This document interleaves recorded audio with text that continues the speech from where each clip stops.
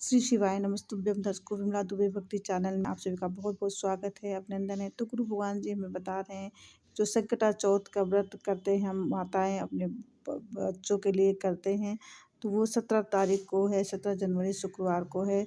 तो जो संकटा चौथ का व्रत करती है माताएं, उनके मन में बहुत भाव होता है अपने बच्चों के लिए कि व्रत रखने का। तो गुरु भगवान जी बता रहे हैं कि आप लोग उस दिन क्या उपाय करें और क्या ना करें। आप लोग ध्यान से सुनिएगा, वीडियो फुल देखिएगा, इसके बिल्कुल ना कीजिएगा। जो न्यू है चैनल को सब्सक्राइब लाइक कमेंट जरूर कीजिए। को बेल आइकन दबाना आप लोग बिल्कुल ना भूलिए। तो आगे सुनिए गुरु भगवान जी हमें क्या बता रहे हैं, उनकी आवाज़। का जो व्रत करने वाली होती हैं, जो चतुर्थी का पूजन करने वाली होती हैं, उनके भीतर का एक भाव होता है कि जैसे ही शाम का समय आए चंद्रदेव का पूजन करें। चंद्र जब प्रकट हो जाए, कलश भर लिया, उसके नीचे आखा दाना रख दिया, चावल गेहूं जो भी आप रखते हो पूजन के लिए, ऊपर पात्र आदि रख दिया, जलाशय, फिर अपन ने घी का दिया लगाकर पूजन भी कर ली। तो जो चतुर्थी का पूजन करने वाली होती हैं, जो चतुर्थी का नियम व्रत धारण करने वाली होती हैं, बड़ी बड़ी चतुर्थियां करती हैं या उसका नियम धारण करती हैं, तो चतुर्थी का जो पूजन करती है वो किस चीज के लिए होता है? केवल संतान, पुत्र, परिवार, हमारा कुटुंब, हम जिस कुल में है, हमारा कुल वैभव की ओर बढ़े, संपदा की ओर बढ़े और उसकी आयु बढ़े, उसकी आयु बढ़े, वैभव बढ़े।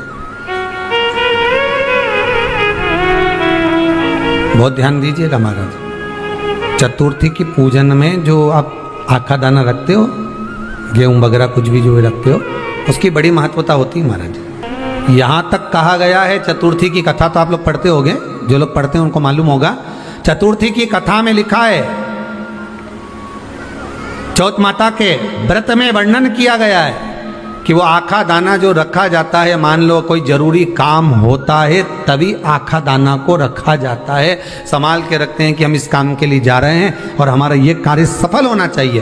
तो जिसने चतुर्थी का व्रत करा है, जिसने चंद्रदेव का पूजन करा, चतुर्थी का व्रत करा, वो गणेश जी से विनती करके वहां से 2-4 आखा दाना उठा ले, और जो व्यक्ति का काम अटक रहा है अपने ही घर का, पर दूसरे कुल को नहीं देना, अपने ही कुल के अंतर्गत जो काम अटक रहा है उसकी जेब में, उसके पल्लू में उस चीज को रख दिया जाए।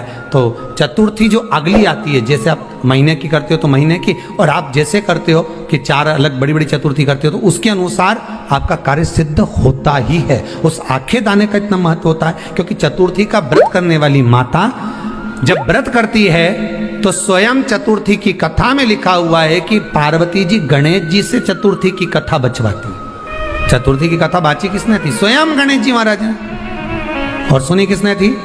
माता पार्वती। बाचने वाले गणेश जी थे, सुनने वाली माता पार्वती थी। तो चतुर्थी की कथा जब होती है तो उसको स्वयं गणेश जी बाच रहे हैं, तो व्रत कौन सुन रही है? माता पार्वती। और आपने जो आखा दाना लिया वो गणेश जी के भाव से लिया, गणेश जी से निवेदन करके, विनय करके, प्रार्थना कर उसको प्राप्त किया। अच्छा, संतान नहीं हो, किसी नारी की गोद, अगर स्त्री की गोद अगर खाली रह जाए तो भी दुख होता है उसको कि मेरे घर में औलाद नहीं, संतान नहीं। हम कई बार कहे, आज फिर कहते हैं, ये टेस्ट भी बाद में कराना, सारी जांचें बाद में कराना।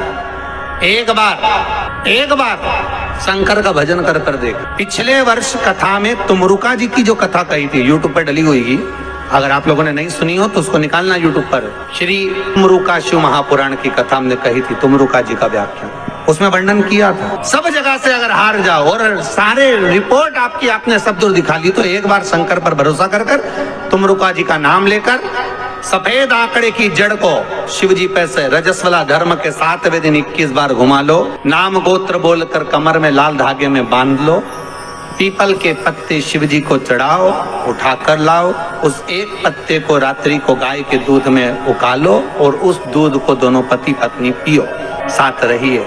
समय आएगा, बाबा चाहेगा तो 3 या 4 महीने में गर्भ ठहर ही जाएगा।